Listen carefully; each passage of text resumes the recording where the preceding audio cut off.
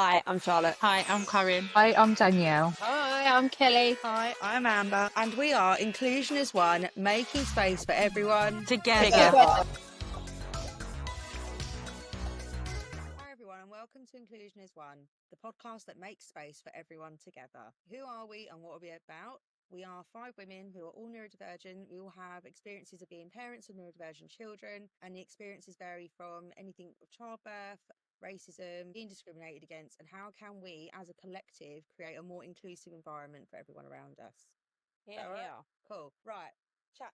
So, what's our topic today, ladies? Because I know we've got loads to talk about, but Okay, I think what today is about kind of introducing ourselves, what we're about, where we've come from, and what we're going to be kind of bringing forward, really. Okay. Might have known us as unfiltered or unfiltered. And as much as we still want this to be a really unfiltered space, as a collective, we felt that actually we wanted to go in a completely different direction because we want everyone included in the conversation.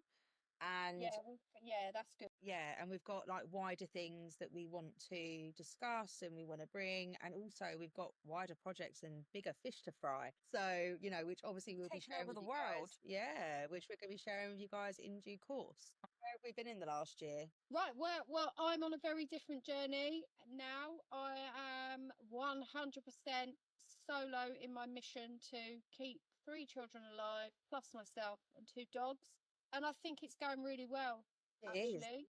Smash. I'm feeling really balanced. I've carved out some really good avenues of support for myself. Apparently, if you're drowning, people help you, so that's really good. Whereas before, I think, it's always, I suppose, help is available in crisis. I was in crisis. It wasn't my doing, but I did have to kind of sit back and go, I can't do this on my own. I need some help, which has really helped me with accepting things, prioritising my own well-being and all of that. So I'm in a really good space. I relaunched my own website. I'm still working as an autism peer support trainer. I still swear a lot when I have to get up every morning because it's ridiculously early, because I have additional tasks now. But we're balancing really well and the wheels are not falling off. And I really felt ready to come back into this space, share a bit more of my journey. Oscar's going to be progressing into secondary school in September, so there's transitions there, lots of new people we're meeting. Had the door slammed in our faces for a few different services, so that's been a little bit to digest. Lots of networking there, lots of different groups I'm finding. And I'm finding really there's unrest, isn't there, in the community at the moment? And I think people need a podcast like this to talk candidly, really, about what the experiences are on the ground, not what's on the news, not what's informed, actually what it's like to live that. And I want to share what are the experiences that I've had with people, because if you can share a little bit of what you've learned and people can carry that about with them and unpack it if they need to me, that's what advocacy is about. And that's why I'm in this space. So I really like carving time out to sit with you girls and have a good old gossip. And know that maybe someone who's having a really crap day is driving along listening to us and we're making them feel that it's not so heavy. Yeah. That's what it's about for me. 100%. So, yeah. And I think it's really important that what we're doing here, it's not about followings on TikTok. It's not about, what's the most rage baity thing that we can come out with. This is real life experiences that so many people are going through at the moment. And there is so many times that you can go, get an EHCP. It's a magic wand. It really bloody isn't. And actually, there's so much more. And I think as well, for the experiences that you and Charlotte can bring, having older children going through this, it is a space that I've got no idea what that's like. I've gone through it as a autistic person, but I've not gone through it as a parent. So I think that's going to be really eye-opening for a lot of people. Yeah, 100%. 100%. What about you, Char? What's going on with you? You know what? I feel like so much has changed since we were filming before. Yeah. I feel like my life almost fell apart, but then has been put back together again in better ways, and I've learned a lot. There's been like huge changes, and like with Chase starting secondary school and all of the challenges that we went through, but then the amazing results that we've had, I've learned a lot about myself by being a parent to a child that's going through that age, that funny age when they start to find themselves, and the weird feelings and thoughts they start to get. And because I went through it without a diagnosis, I'm finding that I'm starting to find solutions for him, but also for myself in certain areas, which has been amazing.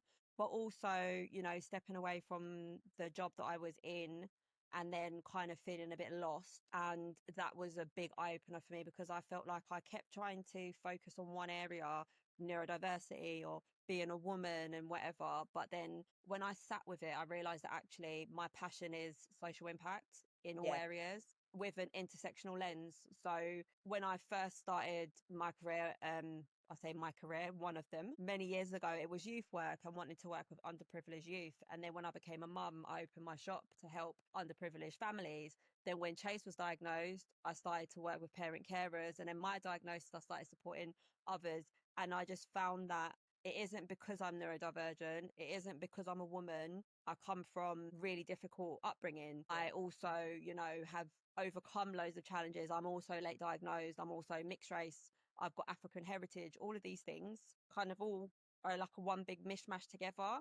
But we don't, you know, we don't exist in silos. We have so many different things that are part of our identity. And so I don't want to just support neurodivergent women. I want to just support a big selection of people depending on what they need and not restrict them to how I can help, because Yes. a lot of, you know, a lot of positive support that we can bring can help anyone from all different walks of life. You can come from privilege and not have a loving, nurturing home. You can come from, you know, a really poor background but have really lovely parents that support you. Like, you can't just, you know, put people in a box. And that has really helped me a lot, even with just like knowing what I want to do, because I kind of just dot around and try to help everyone with no real plan. But now I have one. So yeah, I feel I'm in a really good place, I think. Yeah. That's amazing. And I think that kind of shared feeling we all had around what we were doing with Unfiltered and why it wasn't quite, for me, it wasn't quite landing. And I couldn't agree more with you. I think intersectionality has to be the basis of what we do, because the experiences of autistic people are so intersectional. There's so many gender differences within our community. There's so many, you know, the experiences of Black autistic people is going to be different to white autistic people. And we need to acknowledge that. The female experience, yes, it's different, but also, I know a lot of non binary men or genderqueer men, or people that were born as male, shall I say, and their experience has been altered because inside they feel like they don't meet that male standard. Look at everything going on at the moment with the whole red pill crisis and manosphere and what's been spoken about in adolescence. You know, all of that, we need to touch all of those bases to really make the impact that we want to make. So, yeah, no, I think that's brilliant. Cool. Corinne, how are you, babe? You've had an exciting time. I've had a really weird year. Well, it's been about a year, innit? I think the biggest change is obviously my diagnosis in December. I mean, that's a moment. I call it the moment. And it's taken me quite a while to kind of understand how I'm feeling about that. And it's really weird for me going from beforehand being like, self-diagnosis is valid, and I still believe that. 100%. And being like, I know I'm autistic, it don't matter, I'm going to be fine. And then as soon as I was diagnosed, everything just went, and my whole brain turned into, I don't know what it turned into, but I think I'm slowly coming out of this. I call it the 3 month after diagnosis phase. I'm slowly coming out of that. I think I'm kind of more aware of, you know, how I am, and that's okay. And yeah, just I've kind of since Unfiltered, I think, like you were saying, I'm going to talk about it as all as collective. I think we've all kind of been on this mad journey, all of us individually. And I feel like when we were doing Unfiltered, it wasn't our time to do it. I feel like we tried it, we loved doing it, but I think we weren't all in the right time, if that makes sense. And I'm really big on energy. That's another thing. I'm really focusing on energy and trying to, positive thoughts and stuff. Trying not to let myself fall out with people as much, and being so angry about everyone that I see. But I'm doing a more talking and stuff, which I think I've gained confidence in speaking. Yeah. From even on here, I'm more confident in speaking than I ever have been, which is nice. Locally, I'm part of the Parent Carer Forum, which I'm really happy to be getting my teeth into. I've been still parenting, still got kids, still waiting for Roman's diagnosis, so we're still kind of on that journey. And just kind of embracing people more. I think that's where I am. I want to hug everyone and go, it's going to be okay. And especially with like the way the world is, and like in the press, obviously things, our lovely government, cuts today and things. And that, I just feel like I want to say to everyone that it's going to be okay, and that, we're gonna fight this. And that's where I am. I don't really much else to say, but I feel like I've just been on a Just in a moment. casually like changing diagnosis, it's fine. Yeah, it's just a life-changing diagnosis. It's just, casual. I want to validate that. I feel like we were all at the end of something negative when we finished. By the time we'd finished, Yeah, it's like a renewed energy, isn't it? Yeah. And I know that 2025 is a renewing year, but I feel like we were all in that place for a reason. Like we were all working towards the end of a bad energy. There was Yeah.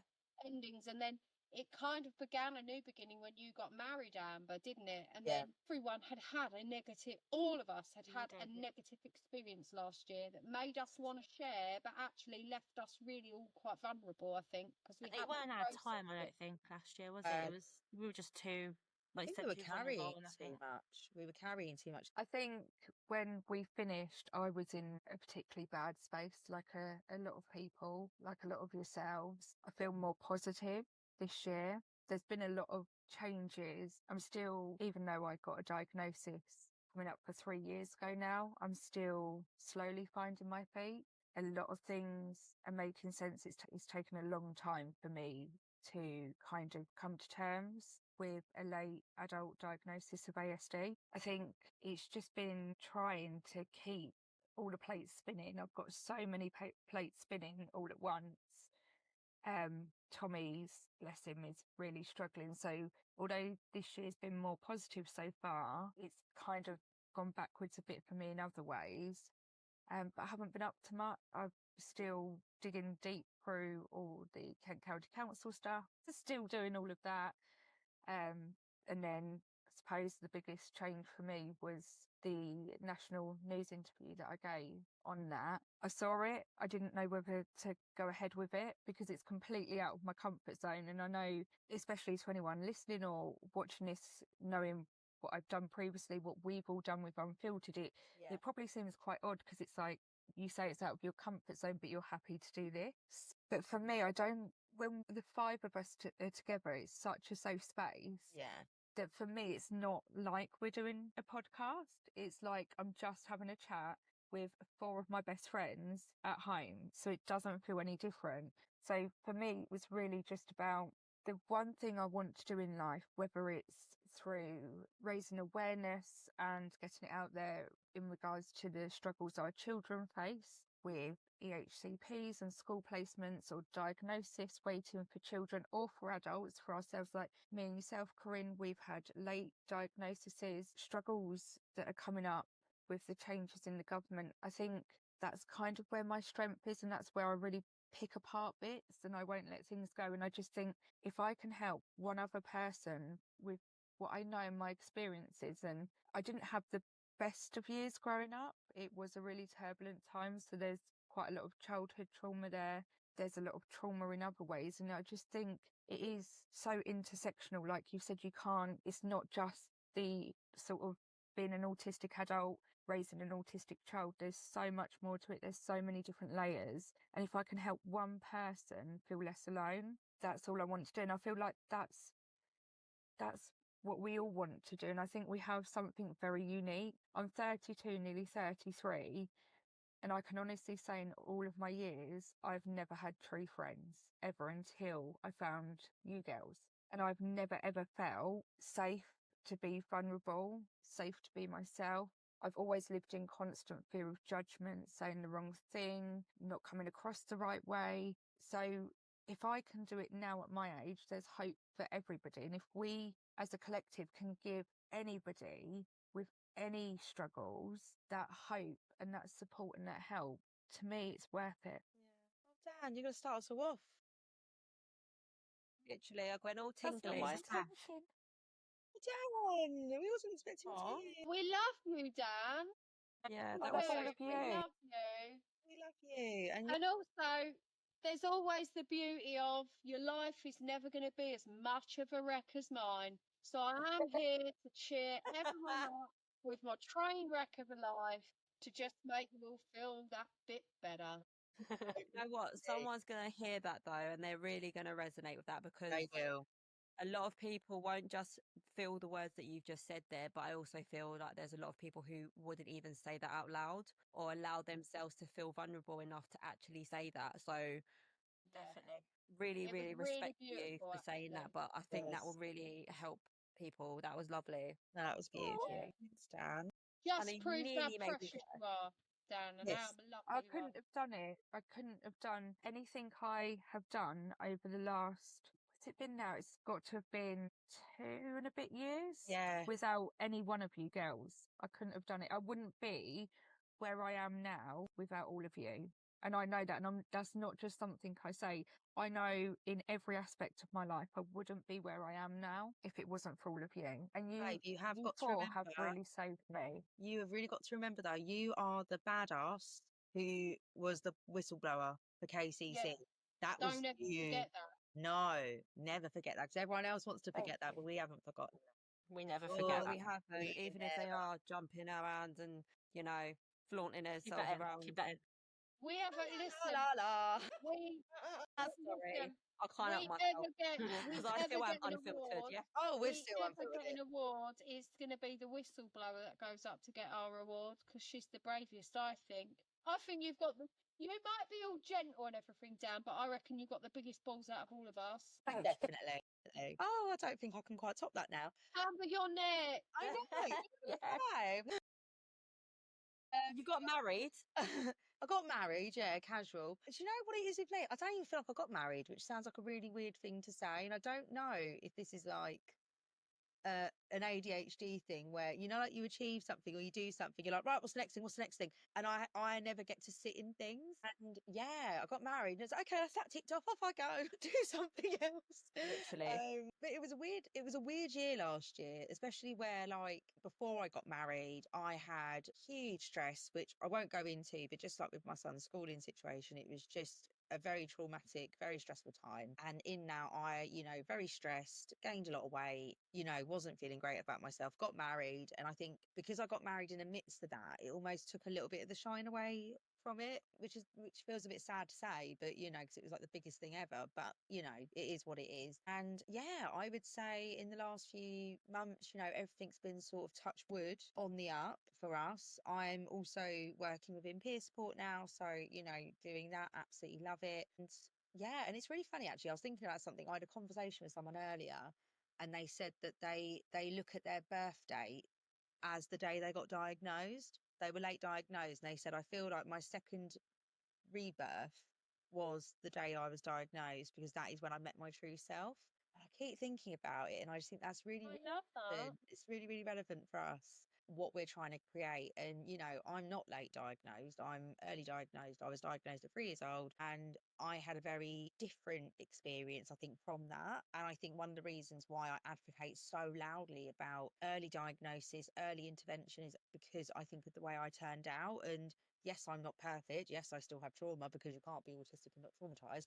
However, I know that a lot of the input I got has made a huge difference into how I am now and how I'm able to articulate myself and how I'm able to kind of deal with things. And yeah, I put it down to that. But no, apart from that, everything's kind of on the up.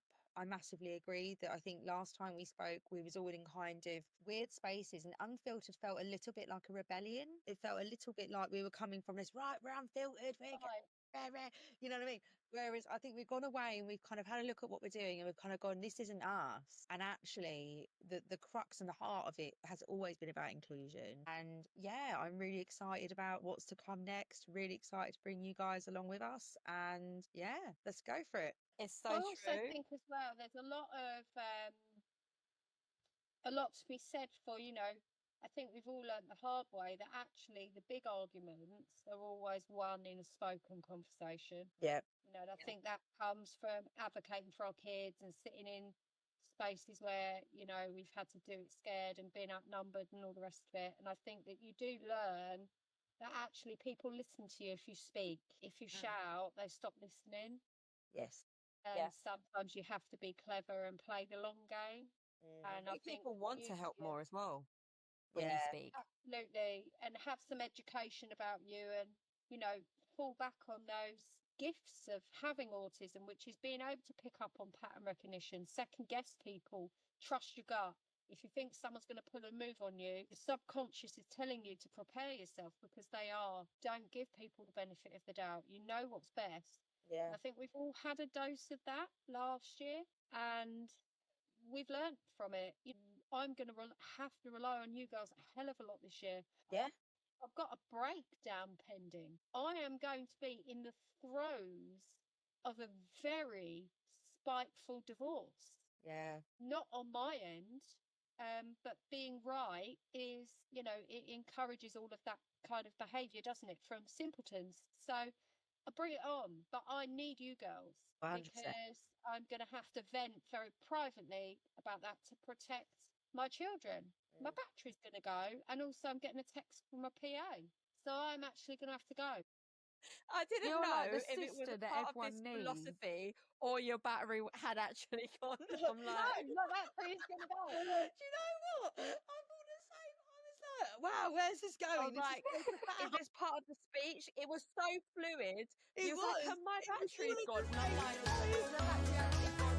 As in, is she trying to say that her physical battery is gone or her phone? Or has the actual